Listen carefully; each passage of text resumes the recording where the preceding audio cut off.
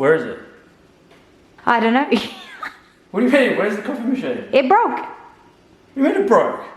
It broke. Welcome to episode 2 of Coffee with Carlo, where you guys ask the questions and I sit here drinking my favorite brew and answer them.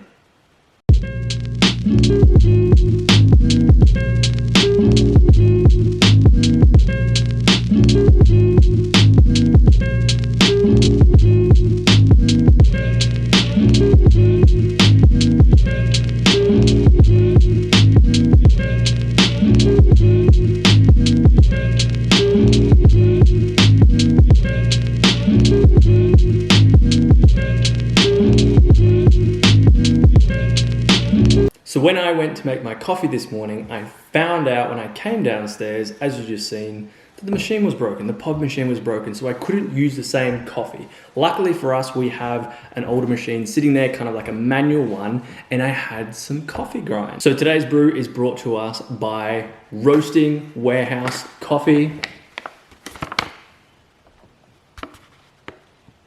These guys are one of my favorite to go to in terms of cafe. They're in Airport West. I think they've got another place, a cafe in North Melbourne, but their coffee is just so good. The place is so nice. And I had some of these ground up in about January, and I haven't really been using it because we've got the pod machine, so it's definitely come in handy. So thank you, Roasting Warehouse. Just quickly, I want to shout out to my man, Anthony Fatia, for shouting me out on his coffee stories. He is an amazing barista at Ristretto in Mildura, and I know they've closed down, which would be terrible, and I know he'd be out of place and just wanting to serve coffees, but it's so good to see him still making his brew at home, and I cannot wait to catch up and get a brew when everything's blown over and the cafe is back open. So if you want to feature on this, your little feature there, make sure you tag me in your coffee inspo, your daily coffee posts, your stories with my tag, Carlo_Cirillo, and the hashtag coffee with Carlo. So today it's freezing. That's why I'm wearing a beanie and a jumper. And that's why I don't have my regular cold coffee, my coconut brew. And that's because I wanted a warm coffee today because it's freezing and I'd rather drink hot coffee on a cold day. Make sense? Another day of being stuck inside, drinking coffee, all by myself. Lonely, I'm Mr. Lonely, I have nobody. But seriously, I'm having fun and making the most of this time, hence why I'm doing a lot of this, being creative and getting a lot of work done. Now on to the questions. First one is from Mariah: sunsets or sunrises? I'd love to say both, but I think sunsets would be my choice because I've seen some incredible sunsets around the world, and especially at my hometown in Mildura, there's like these sunsets on like warm days where it's like pink, purple, blue, red, yellow, and it's just unreal. So I think seeing such a beautiful thing at night before you go to bed or before you start to relax is so awesome. But even saying that, like some sunrises have just been just as incredible as that. So I'd have to say sunsets if I have to choose one. Question 2, what is 3 top qualities of a person in your opinion? Interesting and great question. Number 1, I would say their mindset. Do they have an open mindset? Are they more positive? Are they optimistic? Are they ambitious? Are they go-getters? Are they willing to do things? Mindset's a big one for me because if someone has a negative or a lacking mindset, it's kind of hard. Like I think that's a top quality, to have a good mindset in someone, a positive mindset. To see the silver lining in things, but to see a positive outlook on things or an optimistic outlook. Number 2, I would say compassion. How compassionate they are to themselves, but also others, how they treat others. Being nice, but also being kind.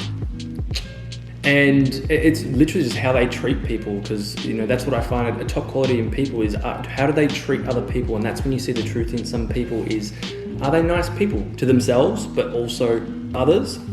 And my third would be their open-mindedness. So mindset, but also being open-minded. So being able to, you know. And third one would be open-mindedness. No, I think that would come under mindset, being open-minded, but I think maybe awareness. So having that self-awareness, that consciousness of internal awareness of their thoughts, beliefs, and actions, but also the awareness of outside the body on how what they do impacts other people, the awareness of the world, the awareness of people around them, the environment, all those things, how what they do, what they drink, what they say, what content they put out, how that impacts the people around them and the world on a bigger scale. So compassion, mindset, and awareness would be my top 3. Next question from Flacky. Would you try the coffee made from cat poop? Kopi Luwak. I've actually heard of, there's one in Bali where you can try one that's made from monkey poo or poop. And look, I'm very open-minded and I'm willing to try things. I would be open-minded to it, but I think it's just, you know, ethically, like, it's kind of like having, I think I'm open-minded, but why would I? If I can get coffee that's not, I would prefer that. It's definitely not at the top of the list of things I would want to do in my life. How about this, James? If you try it, I may try it. Kelsey, why are you so cool? Well, I was born like this. No, seriously. Kelsey, you're amazing. If you think I'm cool, honey, what you see in me is also within you. Nico, if you could choose to do anything for a day, what would it be?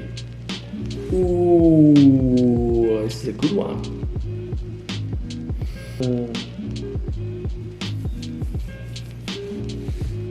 Oh, there's so many things you could do for a day.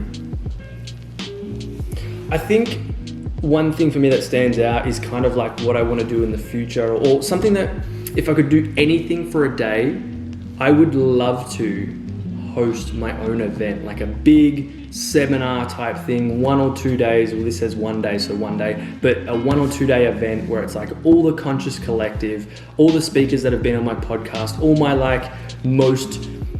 my biggest mentors or people that I'd love to have speak and teach and learn and empower other people in the same room, as well as the community coming together of people that want to learn and grow. And hosting that, I think that's something that's in my dreams and something that's in my vision to host. And I think for a day to share that experience would be unreal. So whether that's, you know, a big event or like a retreat, I actually think it would be a big event, and then it would lead on to retreat and programs and all that other stuff. But that one event that's like the Conscious Collective would be, I think that would just be unreal. Like I've thought about, you know, would I travel? Would I be an athlete, or would I be this or that? And it's like, no, what do I really want to do and I'm really curious about? I think it's this. And I think it's gonna happen sooner than I think. What is your favorite workout to do at home by Wildcat Fit? An easy one? No, I definitely think you should check out Irini, my friend, on her post. I'll tag it up here. She does amazing PT workouts at home. So right now we're in isolation. She can help you out with some one-on-one PT sessions. But for me, what do? I do something called the Keep It Super. I do something called the KISS method, which is Keep It Super Simple. And it's 5 activities starting at 50 reps, 40, 30, 20, 10. Each section has a different body movement, and it's really over in 20 minutes. It's really simple. You don't need equipment. If you don't have any, I do have equipment, but my good friend Lucas taught me this, and it's been a savior everywhere, whether I'm traveling or whether I'm at home or I don't have a gym, or even in the gym. It's something easy to do, and you can pretty much put any exercise into each segment of the KISS method. But really, any workout that I actually do is probably the best workout. So whether it's yoga, whether it's stretching, whether it's cardio, or whether it's going for a walk, whatever I do, I think that's the best one. Whatever works for you, whatever's comfortable, whatever you will do daily to get movement happening, that's probably the best one. But for me, definitely the KISS method. Where do you see yourself in 5 years? Another tough one. I think I would be doing the same things I'm doing right now. Would it be Coffee with Carlo? Maybe. I think it would be, I'll be doing what I'm doing now, but on a greater scale. I will still be mentoring, I'll still be speaking, I'll still be hosting events, I'll still be running stuff. I think my wellness hub, which I can't tell you too much about, will be in full production, and that'll be happening. That'll be a big focus. I think I'll still be producing content. I still think I'll be speaking a lot and creating experiences for people to transform and empower them. I just think it'll be on a bigger scale. Will I still be doing a podcast? Maybe. Will I have a TV show? Maybe. Will I be mentoring and coaching? Maybe. I don't know. But I think I'll still be doing stuff like this that really aligns with me, that fits into my purpose, my passions, my values, and I'll be continuing to grow and expand and become the best version of myself that I can. How and why did you get into mentoring, etc.? This is a good one because I think I never did any official training or certificates in mentoring and coaching. I think for me it was, I had been to so many seminars and so many programs and had so many coaches and so many experiences where I'm like, I love this. I love having, I want help, and I want help in this specific area, and there's someone that can help you unlock that by giving you a different perspective. It's like when I go to the gym, I can go work out and think I know what I'm doing. I have some knowledge, but my technique's probably not the best. My mindset on exactly what to do, my structure on what the goals I'm trying to achieve, and maybe my beliefs that are there hold me back in some ways. Like, why am I not getting the result I want? Having someone come in and give you that perspective, knowledge, and wisdom, so powerful. And that's why I love doing this, because I feel a lot of people that, I was not mentoring and coaching officially, but just giving advice to people, and they were like, this is amazing, you should be doing this. And I'm like, yeah, I'll try it. And I think I kind of took steps into it, and last year especially, I did a free challenge, and then from there I was like, well, I've got a process, I've got a system to get people from A to where they want to be, and it's just my journey. It's people that are, I guess, 1 or 2 steps back from where I was, or maybe even 10 steps back, that I can show them my process on how I got to where I am, and that's what I then mentor and teach on. And I think I've untapped this ability to be able to speak to people and listen to them, effective communication, but also hear the beliefs that's behind what they're saying and get them to go back to that and switch that, and also implement different things in the process to guide them along that process to becoming the person they want to become.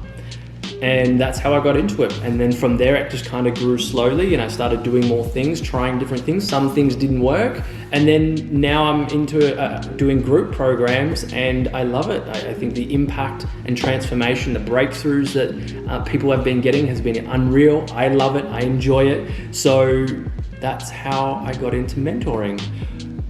What do you think you'd be doing if you weren't doing what you were doing? So if I wasn't mentoring, if I wasn't running a podcast, I think I would still be an athlete. I think I would still be trying to pursue my career in soccer, which ironic that no one's playing any sport right now and can't. So me being able to do something that aligns with me, that I love, and is still booming during this time, I'm very fortunate. I think it would be something to do in business. Whether that's running other companies or setting up other companies or products or something like that, something to do with business, because entrepreneurial ventures are something that's always been something that I've moved into. I've run companies, I've run businesses before, and I think that I'm still really interested in business, so it would be something to do with that if I wasn't actually mentoring other people on connecting with themselves. And that's it for another episode of Coffee with Carlo. If you have any questions, make sure you put them in the question box when I upload my story of my coffee, and make sure you hit the like button, make sure you leave a comment. I want to hear your answers to all those things. That would be really cool. Make sure you subscribe as well. Follow me on Instagram if you aren't already, Carlo_Cirillo. And if you want to be featured on the show right at the start, make sure you tag me in your coffee stories. I would love to see you enjoying your favorite brew, but also tagging me in the process. Until next time, take care. Peace.